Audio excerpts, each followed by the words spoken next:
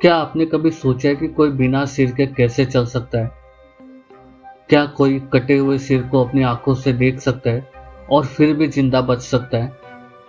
ये सिर्फ एक कहानी नहीं, ये हकीकत भी हो सकती है। आज मैं आपको सुनाने वाला हूँ सर कटा की खौफनाक दास्तां। एक ऐसी कहानी जिसे सुनने के बाद आप कभी अंधेरे में अकेले बाहर निकलने की हिम्मत नहीं करेंगे। अगर आपको हॉरर स्टोरीज पसंद है तो लाइक और सब्सक्राइब जरूर करें। और अब चलिए इस डरावनी यात्रा पर चलते हैं।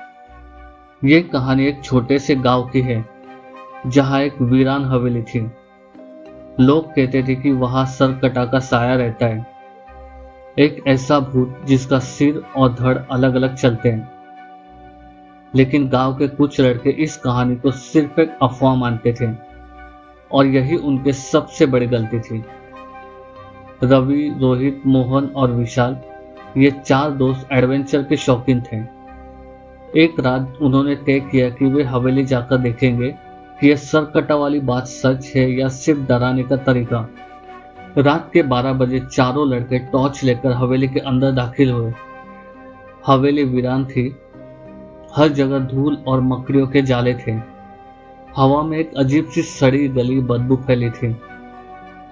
यार, ये जगह तो वाकई में डरावनी है, रोहित ने कहा। अरे कुछ नहीं होगा, ये सब लोगों की बनाई बातें हैं, रवि हंसते हुए बोला। लेकिन तभी एक आवाज आई। हवेली का दरवाजा अपने आप बंद हो गया। चारों दोस्त सुन रह गए। शायद हवा से हुआ होगा, मोहन ने कांपते हुए कहा। तभी झाड़ियों के पीछे से सरसराने की आवाज आई। रवि ने टॉर्च की रोशनी बाहर डाली और जो उसने देखा उसने उसके होश उड़ा दिए।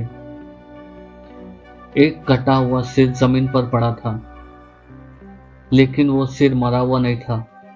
उसकी आंखें लाल थी, होंठ हिल रहे थे और धीरे धीरे वो जमीन पर लुढ़कते हुए उनकी तरफ बढ़ रहा था। रोहित ने चीखने की कोशिश की, लेकिन आवाज उसके गले में ही अटक गई। तभी पीछे से भारी कदमों की आवाज आई। चारों ने डर से पीछे मुड़कर देखा। एक बिना सिर का धड़ उनकी तरफ बढ़ रहा था।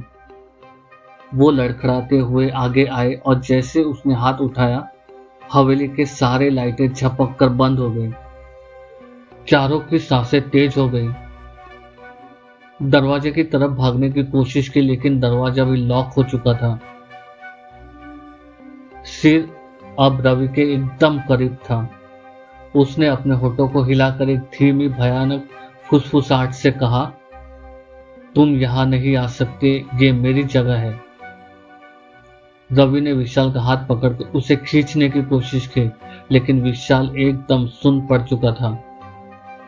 सिर और धड़ अब एक दूसरे से करीब आने लगे। धड़ ने अपने खून से सने हाथ से सिर को उठाया और जैसे सिर धड़ से जुड़ा, एक जोरदार चीख हवेली में गूंज उठी। गांव वालों को जब रात में हवेली से चीखने की आवाज आई तो वे भागते हुए वहां पहुंचे। दरवाजा खोलने की कोशिश की, लेकिन वो बंद था। जब उन्होंने दरवाजा तोड़ा तो अंदर का नजारा देखकर उनके रोंगटे खड़े हो गए। रवि और विशाल बेखबर पड़े थे। रोहित और मोहन दरवाजे के पास बेसुध थे, लेकिन विशाल ने जब आंखें खोली तो उसकी आवाज बदल चुकी थी। उसने अपनी लाल चमकती आंखों से सबकी तरफ देखा और बड़बड़ाया, मैं वापस आ गया, अब कोई मुझे रोक नहीं सकता। गांव के बुजुर्ग लोग डर कर कांप उठे।